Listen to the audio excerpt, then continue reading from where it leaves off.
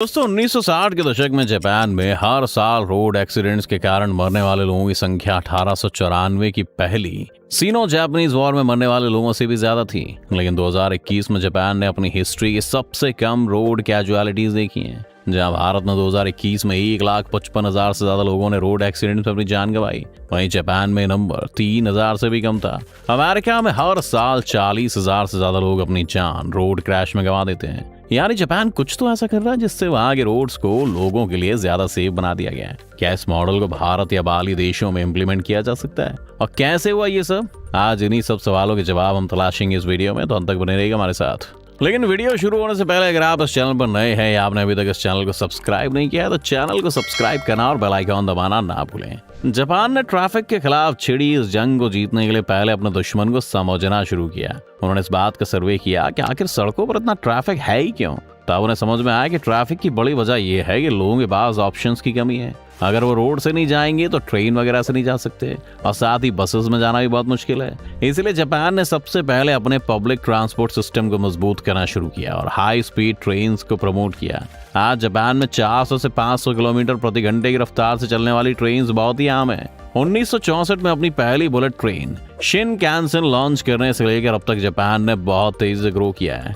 Osaka से Tokyo जाने के लिए हर घंटे करीब 15 ट्रेन तैयार रहती हैं, जो इस 530 किलोमीटर लंबे सफर को सिर्फ 2.5 घंटे में तय कर देती हैं, जबकि एक कार में आपको 6 घंटे लग जाएंगे। इस एफिशिएंसी के कारण लोग लॉन्ग डिस्टेंसेस के लिए ट्रेन को ही प्रेफर करते हैं। ट्रेन ना सिर्फ जल्दी आपको पहुंचा देती हैं, बल्कि इससे आपका पैसा भी बचता है और एनवायरनमेंट की सेफ्टी में भी आप कंट्रीब्यूट करते हैं। लॉन्ग डिस्टेंस के साथ साथ जापान ने अपने इंटरसिटी रेल नेटवर्क को भी काफी मजबूत किया है। टोक्यो मेट्रो एक बार में 285 स्टेशन से होकर गुजरती है, जो न्यूयॉर्क के सबवे सिस्टम से भी 2 गुना है। और सिर्फ टोक्यो ही क्यों, अगर आप फुकुओका जो कि एक छोटा शहर है उसकी बात करें तो यहाँ पर सिर्फ 15 लाख लोग रहते हैं, लेकिन फिर भी यहाँ से मेन सिटी और एयरपोर्ट तक जाने के लिए ट्रेन का इतना मजबूत नेटवर्क सेटअप किया गया है कि आप सिर्फ 6 मिनट में एयरपोर्ट तक पहुंच सकते हैं। भारत में भी आपको मेट्रो ट्रेन के तौर पर एक काफी सक्सेसफुल एक्सपेरिमेंट मिलता है और इसे बनाने में भी जापान ने काफी मदद की है भारत की। आज दिल्ली का ज्यादातर ट्रैफिक सिर्फ इसलिए बचा हुआ है क्योंकि यहाँ पर मेट्रो है, लेकिन इसके साथ साथ ही न सिर्फ आपको एफिशिएंट होना है बल्कि सेफ्टी भी एक बहुत बड़ा फैक्टर है। जापान की बुलेट ट्रेन न सिर्फ फास्ट है बल्कि सेफ और कंफर्टेबल भी है। वहीं अगर मुंबई की बात करें तो हर साल मुंबई में 700 लोगों की मौत तो सिर्फ ट्रेन से गिरकर ही हो जाती है। जापान के इस रेलवे नेटवर्क की मदद से उन्होंने सबसे पहले रोड पर कार्स को ही कम कर दिया, जिसने ऑटोमेटिकली कार क्रैशेस के चांसेस को घटा दिया। जापान में कार्स को लेकर एक काफी अच्छा लॉ है जो इस फील्ड में और भी ज्यादा कंट्रीब्यूट करता है। इसे जापान में शाको शोमेई शो कहा जाता है, जिसका मतलब है गैराज सर्टिफिकेट।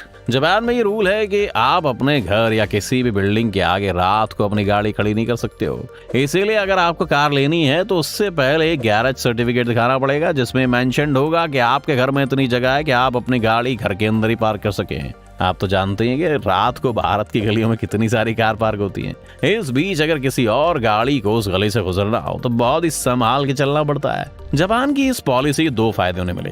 पहले तो जापान में कार लेने वाले लोगों की संख्या में काफी कमी हो गई, क्योंकि जापान में ट्रेन हैं तो इससे ज्यादा कोई फर्क भी नहीं पड़ा उन्हें। इसका एक दूसरा फायदा ये भी है कि जिन लोगों के पास कार्स हैं उनके लिए रोड्स अब ज्यादा क्लियर हैं और उसमें इनफ स्पेस है ताकि छोटे मोटे एक्सीडेंट्स को अवॉइड भी किया जा सके। इस नो पार्किंग पॉलिसी की वजह से जापान में जिन लोगों को अपना कोई व्हीकल लेना भी है वो भी साइकिल या फिर स्कूटर अब प्रेफर करने लगे हैं, और जो शॉर्ट डिस्टेंस राइड्स के लिए काफी बेहतर भी हैं, और लॉन्ग डिस्टेंस के लिए उनके पास रेल्स तो हैं ही। जापान में एक और चीज है जो वहाँ के ट्रैफिक को कम करने में बहुत कंट्रीब्यूट करती है, जिन्हें की कार्स कहते हैं। ये दुनिया भर में मिनी कार्स के नाम से जाने जाती हैं और नाम से ही जैसा कि साफ लग रहा है कि इनका साइज भी नॉर्मल कार के मुकाबले काफी छोटा है। इन कार्स का वेट करीब 1 टन होता है और साइज में भी ये सिर्फ 130 इंचेस की होती है, क्योंकि जापान में ज्यादातर फैमिलीज का साइज बस 3 से 4 फैमिली मेंबर्स का ही होता है। इसलिए वहाँ के लिए एक परफेक्ट व्हीकल है और इससे कोई भी परेशानी भी नहीं होती। केई कार्स की शुरुआत जापान में नहीं बल्कि यूरोप में हुई थी, जब दूसरे विश्व युद्ध के बाद लोगों को अफोर्डेबल कार्स की जरूरत पड़ी थी और उसे एक सस्ते ऑल्टरनेटिव के रूप में पेश किया गया था। लेकिन जापान ने अपना ही बना लिया।